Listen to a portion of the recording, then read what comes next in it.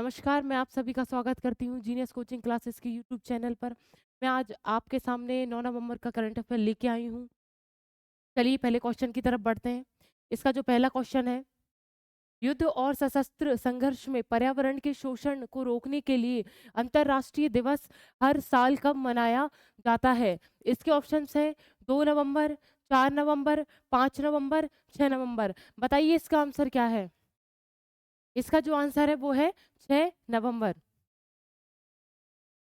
संयुक्त राष्ट्र महासभा ने 5 नवंबर 2001 को घोषणा की। 6 नवंबर को युद्ध और सशस्त्र संघर्ष में पर्यावरण के शोषण को रोकने के लिए अंतर्राष्ट्रीय दिवस के रूप में मनाया जाएगा। संयुक्त राष्ट्र महासभा, यूनाइटेड नेशन असेंबली, असेंबली यानी एक सभा जो होती है, इनकी महासभा जो होती है उसको असेंबली कहा जाता है। यूनाइटेड नेशन जनरल असेंबली, इनकी एक असेंबली होती है। उसी में 5 नवंबर 2001 को इनने घोषणा की कि हम 6 नवंबर को यह दिवस मनाएंगे। कौन सा दिवस मनाएंगे? युद्ध एवं सशस्त्र संघर्ष पर्यावरण से जो जो युद्ध और सशस्त्र संघर्ष से जो पर्यावरण को हानि होती है उसको रोकने के लिए एक दिवस मनाया जाएगा। वो दिवस कब मनाया जाएगा? 6 नवंबर को मनाया जाएगा। युद्ध और सशस्त्र संघर्षों में पर्यावरण के शोषण में पानी के कुओं का प्रदूषण, पानी के कुओं में प्रदूषण होता है, पानी प्रदूषण होता है, जलवायु प्रदूषण होता है, बहुत सारे प्रदूषण होते हैं। ठीक है। जंगल की आग, वनों की कटाई, मिट्टी का विषैला होना, वनों की कटाई हो रही है, जंगलों में आग लगती है युद्धों के कारण, और बहुत सारे टॉपिक इसमें नहीं लिखे हैं। पर्यावरण से आप खुद समझ सकते हैं, युद्ध से और सशस्त्र युद्ध से, मतलब शस्त्र के साथ जो युद्ध होते हैं उससे पर्यावरण को कितनी हानि हो सकती है। वायु प्रदूषण बहुत अत्यधिक होता है, वनों पर भी इसका बहुत प्रभाव पड़ता है। तो उससे पर्यावरण को बचाने के लिए हमने 6 नवंबर को ये दिवस आयोजित किया है। सैन्य लाभ प्राप्त करने के लिए जानवरों को मारना सम्मिलित है। सैन्य लाभ प्राप्त करने के लिए हमें जानवरों को मारना पड़ता है। कहीं न कहीं ऐसे शस्त्र भी बनाए जाते हैं कि जिससे जानवरों को मार के उनकी हड्डियों से शस्त्र बनाए जाते हैं। तो इन सभी को रोकने के लिए 6 नवंबर को हमने युद्ध और सशस्त्र संघर्ष से पर्यावरण के शोषण को बचाने के लिए ये दिवस मनाया है। चलिए आगे बढ़ते हैं।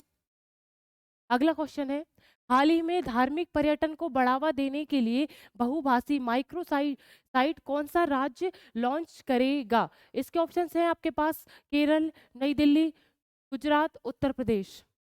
बताइए, किसी को पता है तो? चलिए मैं इसका आंसर बताती हूँ। इसका जो आंसर है वो है केरल। तीर्थ यात्रा पर्यटन को बढ़ावा देने के प्रयास में केरल पर्यटन माइक्रो साइट्स की एक श्रृंखला के शुभारंभ के साथ कुछ बड़े कदम उठाए जा रहे हैं। ठीक है। तीर्थ यात्रा पर्यटन को बढ़ावा दिया जा रहा है। किस राज्य के द्वारा दिया जा रहा है? केरल राज्य के द्वारा। केरल राज्य में जितने भी धार्मिक पर्यटन है, वहाँ को उसकी जो विरासत है, उसकी जो सांस्कृतिक परंपरा है, उसके जो क्षेत्र है, उसका विस्तारित रूप से लोग बागों को जानकारी देना। और ये किस राज्य द्वारा हो रहा है? केरल राज्य द्वारा हो रहा है। इसके लिए हमने कौन सा नाम दिया है? माइक्रोसाइट नाम दिया है इसको। ठीक है, ध्यान रखें। यह माइक्रोसाइट ना केवल राज्य की प्रचुर विरासत को उजागर करने के लिए बल्कि उसके प्राथमिक धार्मिक स्थलों के गहन महत्व पर जोर देने के लिए तैयार किया जा रहा है। जब केरल में बहुत सारी प्रचुर यानी बहुत बहुत अत्यधिक मात्रा में धार्मिक जो पर्यटन है, वहाँ ऐतिहासिक रूप से भी बहुत सारी कहानियां हैं और धार्मिक रूप से भी वहाँ उसमें केरल राज्य में बहुत महत्व है। तो उसकी जन जन को उसकी विस्तारित रूप से जानकारी देने के लिए ये हमने माइक्रो साइट्स का उपयोग किया है केरल राज्य ने। ठीक है, ये बहुभाषी है। ये एक कोई सबरीमाला करके क्षेत्र है केरल में, वहाँ पर यह माइक्रो साइट्स लगाया जाएगा और इसमें 5 भाषाएं सम्मिलित की जाएंगी। 5 भाषाओं के लोग इसको समझ सकते हैं। केरल में जितने भी धार्मिक पर्यटन है, उस माइक्रो साइट से उन जगहों की जानकारी हम प्राप्त कर सकते हैं। ये 5 भाषी है, जैसे हिंदी, इंग्लिश, तमिल और भी हैं, तेलुगु, कन्नड़, ये 5 भाषा इसमें सम्मिलित है। ठीक है, केरल राज्य द्वारा किया जा रहा है। अगला क्वेश्चन है, हाल ही में किस देश के क्रिकेटर डेविड विली ने विश्व कप के बाद संन्यास की घोषणा की है? इसके ऑप्शंस हैं न्यूजीलैंड, भारत, ऑस्ट्रेलिया, इंग्लैंड। बताइए, ये तो पता ही होगा यार। बताइए, अगर किसी को पता है तो बताएं।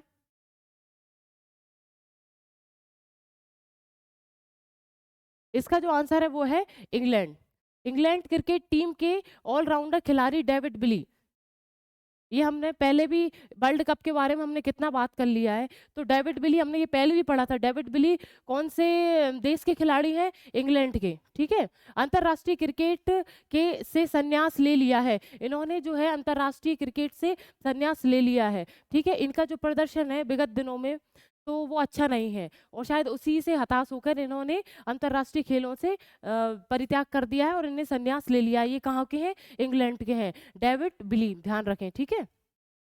इन्होंने सोशल मीडिया पर अपने इस फैसले की घोषणा की है। सोशल मीडिया पर इन्होंने जाहिर किया है कि मैं अब इस अंतर्राष्ट्रीय गेम से संन्यास लेता हूं। वनडे विश्व कप 2023 में इंग्लैंड का प्रदर्शन कुछ खास नहीं रहा। वनडे विश्व कप 2023 में इंग्लैंड का प्रदर्शन खास नहीं रहा। 29 अक्टूबर को ये जो अपना जो वर्ल्ड कप हुआ था उसमें इंग्लैंड का बिल्कुल प्रदर्शन सही नहीं था, और शायद इसी से हताश होकर इन्होंने ये निर्णय ले लिया है। वह सेमीफाइनल की रेस में भी लगभग बाहर है। सेमीफाइनल की रेस से भी ये लोग बाहर हैं क्योंकि इनका प्रदर्शन अच्छा नहीं रहा। बिली ने खराब प्रदर्शन को देखते हुए यह फैसला ले लिया है। डेविड बिली ने ये प्रदर्शन को देखते अपने विगत क्रिकेट की जो प्रक्रियाएं हैं उसके जो विस्तारित रूप है उसको देखते हुए ये निर्णय लिया है कि अब ये अंतर्राष्ट्रीय गेम से वो संन्यास लेते हैं। चलिए ध्यान रखिएगा, डेविड बिली किससे संबंधित है? इंग्लैंड से। अगला क्वेश्चन है, हाल ही में वर्ल्ड में भारत के वनडे वर्ल्ड कप के इतिहास में सबसे ज्यादा विकेट लेने वाले गेंदबाज कौन बने हैं? इसके ऑप्शंस हैं जाहिर खान, मोहम्मद शमी, जवागल श्रीनाथ, मिशेल स्टार्क। बताइए इसका आंसर क्या है? इसका जो आंसर है वो है मोहम्मद शमी। भारत और श्रीलंका के बीच वनडे वर्ल्ड कप का मुकाबला खेला गया। भारत और श्रीलंका के बीच वर्ल्ड कप का मुकाबला खेला गया। इस मैच में टीम इंडिया ने पहले बल्लेबाजी करते हुए 50 ओवर में 8 विकेट खोकर 357 रन बनाए थे। इन्होंने 50 ओवर में 8 विकेट खोकर 357 रन बनाए थे। किसने बनाए थे? इंडिया ने ये 357 रन बनाए थे। किस के बीच हुआ था ये मैच? भारत और श्रीलंका के बीच हुआ था। और मैच की दूसरी पारी में भी टीम इंडिया का दबदबा बरकरार रहा, और दूसरी पारी में भी भारत आगे रहा। किससे? श्रीलंका से आगे रहा। टीम इंडिया इन्हें श्रीलंका को केवल 55 के स्कोर पर ऑल आउट कर दिया। श्रीलंका को सिर्फ 55 रन बना के उन्होंने ऑल आउट कर दिया। किसने? भारत ने। इस दौरान मोहम्मद शमी ने 5 विकेट झटके। इस दौरान इस मैच के दौरान भारत और श्रीलंका का जो मैच हो रहा था उसी के दौरान मोहम्मद शमी ने 5 विकेट ले लिए थे और ये रिकॉर्ड अपने नाम हासिल कर लिया था। चलिए अगला क्वेश्चन है, हाल ही में भारत और किस देश ने शैक्षिक संबंधों को मजबूत करने के लिए करने हेतु समझौता ज्ञापन पर हस्ताक्षर किए हैं? इसके ऑप्शंस हैं यूएई, बांग्लादेश, जापान, अमेरिका। इसका जो आंसर है वो है यूएई, संयुक्त अरब अमीरात। चलिए, भारत और यूएई ने दोनों देशों में उच्च शिक्षा संस्थानों के बीच शैक्षणिक सहयोग को सुविधाजनक बनाने के लिए एक समझौता ज्ञापन पर हस्ताक्षर किए हैं। यूएई मैंने अभी बताया, संयुक्त, ये एक मध्य पूर्वी एशिया का देश है, संयुक्त अरब अमीरात। ये एक मध्य एशिया का देश है, ठीक है। भारत और यूएई ने दोनों इन देशों के बीच उच्च शिक्षा संस्थानों को लेकर शिक्षा से संबंधी एक समझौता हो रहा है। चलिए हम आगे बढ़ते हैं। जो खाड़ी सहयोग में अपनी तरह का पहला सहयोग है, ये भारत और जो संयुक्त अरब अमीरात है ये खाड़ी सहयोग है, ठीक है। ये पहला ऐसा सहयोग होगा जो शिक्षा से संबंधित होगा, और ये बहुत इसके जो उद्देश्य है वो शिक्षा को उच्चतर बनाने की उद्देश्य दिए गए हैं। इस अभूतपूर्व समझौता ज्ञापन का प्राथमिक उद्देश्य भारत और संयुक्त अरब अमीरात के बीच मौजूदा शैक्षिक सहयोग को मजबूत करना है। इन दोनों देशों के बीच जो शैक्षिक संबंध है वो बहुत अच्छे करना है। और आप सभी जानते हैं कि शिक्षा अगर उन्नत होगी तो वहाँ का नागरिक भी उन्नत होगा और अपने अपने देश के लिए वो बहुत अच्छे तरीके से काम कर सकता है। इसी उद्देश्य को लेकर भारत और यूएई ने ये शैक्षिक उच्च शिक्षा शैक्षिक समझौता अब दोनों के बीच हो रहा है। चलिए अगला क्वेश्चन है, हाल ही में कितने देशों ने कृत्रिम बुद्धिमत्ता से जुड़े जोखिमों को रोकने के लिए दुनिया के पहले समझौते पर हस्ताक्षर किए हैं? इसके ऑप्शंस हैं 25, 28, 30, 32। बताइए, इसके बारे में हमने कल परसों भी पढ़ा था। इसके ऑप्शंस में है 28, इसका आंसर है 28। 28 देशों ने कृत्रिम बुद्धिमत्ता से जुड़े जोखिमों को रोकने के लिए दुनिया के पहले समझौते पर हस्ताक्षर किए हैं।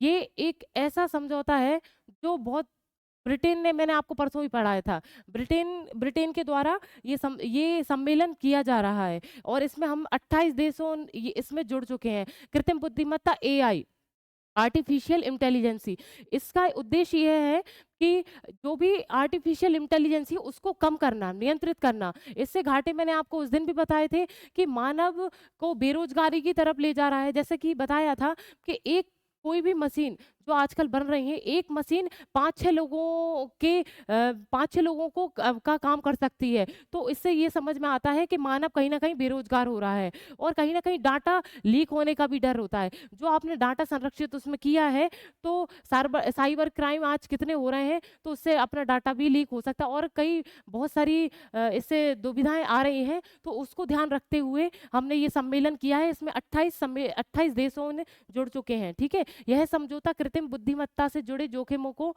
का आकलन करने के लिए मिलकर काम करने का वचन देता है। ये जो देश है सब मिलकर काम करेंगे और बुद्धिमत्ता, जो कृत्रिम बुद्धिमत्ता है, उसको सीमित करेंगे। ठीक है, ब्रिटेन सरकार ने, जब भी मैंने आपको बताया था, एक बयान में कहा है कि इस समझौते को बे, बेले चले घोषणा के नाम से जाना जाएगा। क्या, किस घोषणा के नाम से जाना जाएगा? बेले चले घोषणा के नाम से जाना जाएगा। ये किसने घोषणा की है? ब्रिटेन सरकार ने घोषणा की है। ठीक है, याद रखिएगा।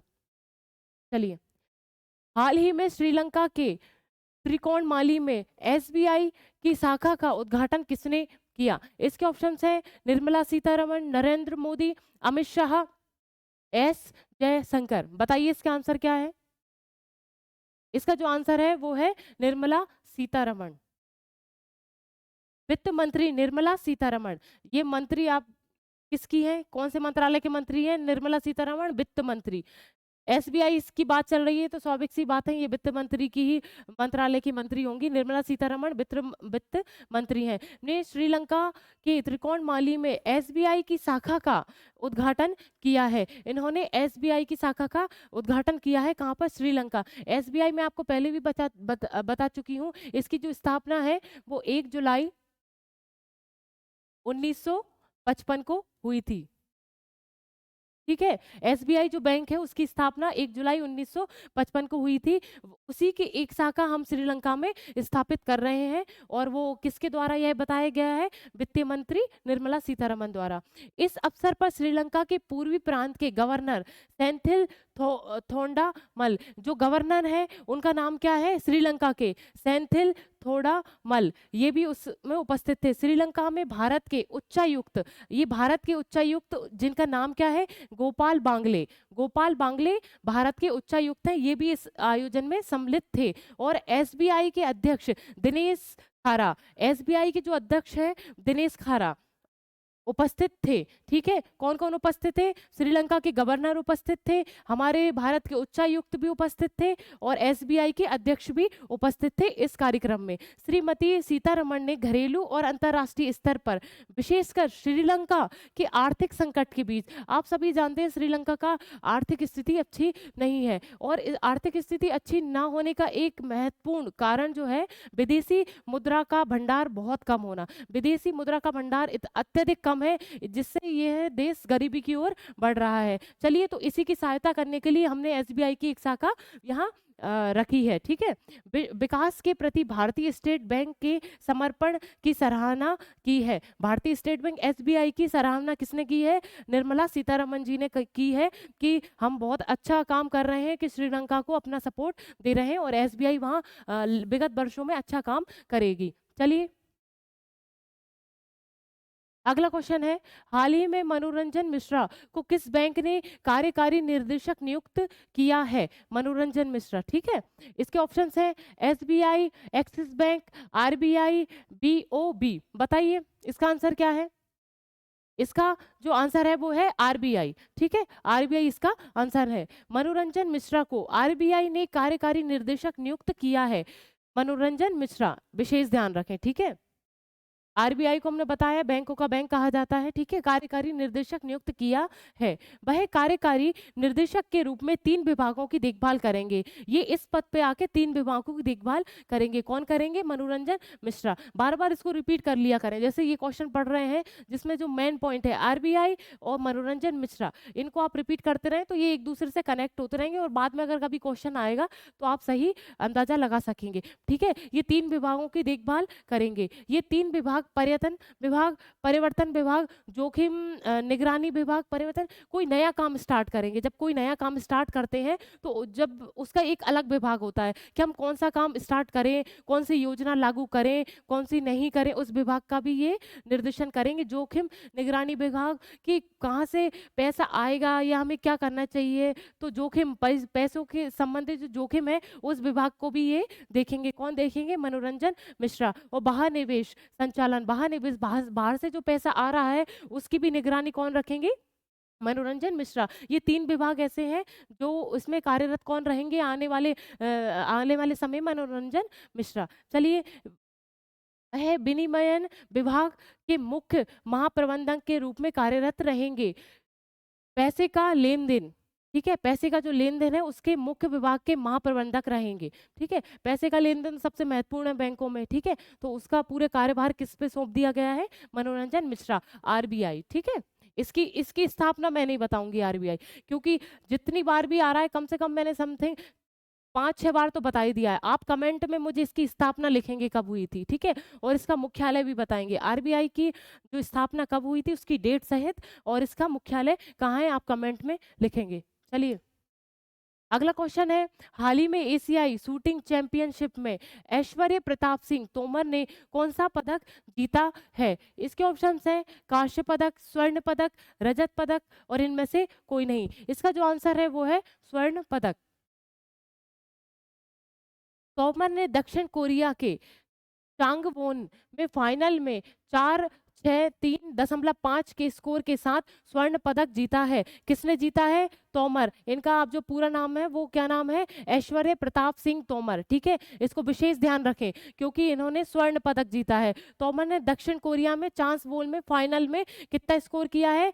163.5 के स्कोर के साथ स्वर्ण पदक जीत लिया है। इसके अलावा तोमर, स्वप्निल कुसाले, इनको याद रखें, ये अलग प्रतियोगी थे। क्या नाम है इनका? स्वप्निल कुसाले, ठीक है। और अखिल स्योराण, ये भी एक दूसरे प्रतियोगी थे कि भारतीय तिगड़ी ने 164 के कुल स्कोर के साथ टीम रजत जीता है। इन तीनों ने मिलकर, किसने? तोमर ने, जो हमने नाम पहले पढ़ा था, ऐश्वर्य प्रताप सिंह तोमर, और कुसाले और स्योराण, इन तीनों की तिगड़ी ने रजत पदक जीता है। चलिए, कुसाले और स्योराण के जरिए भारत ने इस प्रतियोगिता में 2 ओलंपिक कोटा हासिल कर लिया है। इन दोनों के वजह से ओलंपिक में हमारा स्थान बन चुका है और एक इतिहास तो हमने तोमर जी ने रच ही दिया है जो स्वर्ण पदक ले लिया है, ठीक है। और इन तीनों की तिगड़ी ने एक रजत पदक जीता है और अकेले तोमर जी ने, इनका नाम क्या है? ऐश्वर्य प्रताप सिंह तोमर, इन्होंने स्वर्ण पदक जीता है और हमारे भारत का एक नाम वहां पर किया है। चलिए आगे बढ़ते हैं। अगला क्वेश्चन है और लास्ट क्वेश्चन है, हाल ही में किस सेना द्वारा मिन्यू टमैन थर्ड मिसाइल का सफल परीक्षण किया है? ठीक है, ये जो मिसाइल है उसको आप विशेष ध्यान रखें। Minute man third. इसके ऑप्शंस है श्रीलंका, इजराइल, फ्रांस, अमेरिका। बताइए इसका आंसर क्या है? इसका जो आंसर है वो है अमेरिका। मिन्यूट मैन थर्ड एक अंतर महाद्वीपीय बैलिस्टिक मिसाइल है। अंतर महाद्वीपीय बैलिस्टिक मिसाइल है। ये जो मिसाइल है वो जमीन के अंदर सुरक्षित रखी जाती है। ये किसके द्वारा किया गया है? अमेरिका के द्वारा। इसका नाम क्या है? मिनिट्यू मैन थर्ड, ये जमीन के अंदर रखी जाने वाली एक मिसाइल है जो अमेरिकी परमाणु अवरोध में 60 वर्षों की निरंतर प्रगति को प्रदर्शित करती है। ये वहाँ का जो ये जो परमाणु विभाग है उसकी सफलता, मतलब जो विगत 60 वर्षों से जो मेहनत कर रही है, ये परीक्षण उसकी प्रगति देखने के लिए किया जा रहा है, ठीक है। और ये 60 वर्षों से प्रगति प्रदर्शित कर रही है। संयुक्त राष्ट्र अमेरिका की सेना ने हाल ही में अपनी परमाणु क्षमता का प्रदर्शन करते हुए मिन्यूटमैन थर्ड मिसाइल परीक्षण किया है, ठीक है। ये लगातार जो परमाणु विभाग है लगातार इस पर काम कर रहा था, ठीक है। अब ये जो परीक्षण होगा ये देखना है कि वो इतनी मेहनत कर रहा था तो वो सफल हुआ कि नहीं, ठीक है। ये किस देश से संबंधित है? अमेरिका से संबंधित है। और एक आप इस मिसाइल का विशेष ध्यान रखेंगे, नाम याद रखेंगे, मिन्यूटमैन थर्ड, और ये अमेरिका से संबंधित है, ठीक है। परमाणु मिसाइल है, ठीक है। चलिए, अब जो कल का जो आंसर था वो क्विज था, उसका जो आंसर है, चलिए बहुत लोगों ने आंसर दिया है, ठीक है। इसका जो आंसर है, एक बार मैं क्वेश्चन पढ़ दे, तमिलनाडु का तटीय मंदिर भारत का पहला हरित ऊर्जा पुरातत्व स्थल बन गया है। कौन सा? तमिलनाडु का, ठीक है। बहुत लोगों ने आंसर सही दिया है। यह तटीय मंदिर मालवपुरम व महाबलीपुरम में स्थित है, ठीक है। तमिलनाडु में ये जगह है, ठीक है, वहां पर स्थित है, ठीक है। सभी को धन्यवाद जिन्होंने आंसर दिया है। आज का क्विज देखते हैं, ठीक है। आज का क्विज आपको अब कल आज कमेंट में बताना है। आज का क्विज है, ध्यान से पढ़िएगा। अंतरराष्ट्रीय मुद्रा कोष IMF की रिपोर्ट के अनुसार वित्तीय वर्ष 2023-24 में भारत की संशोधित अनुमानित GDP वृद्धि दर क्या है, ठीक है। ध्यान से इस क्वेश्चन को पढ़िएगा और इसका आंसर बताइएगा। चलिए, तो फिर इसी के साथ हम फिर कल मिलते हैं। राधे राधे।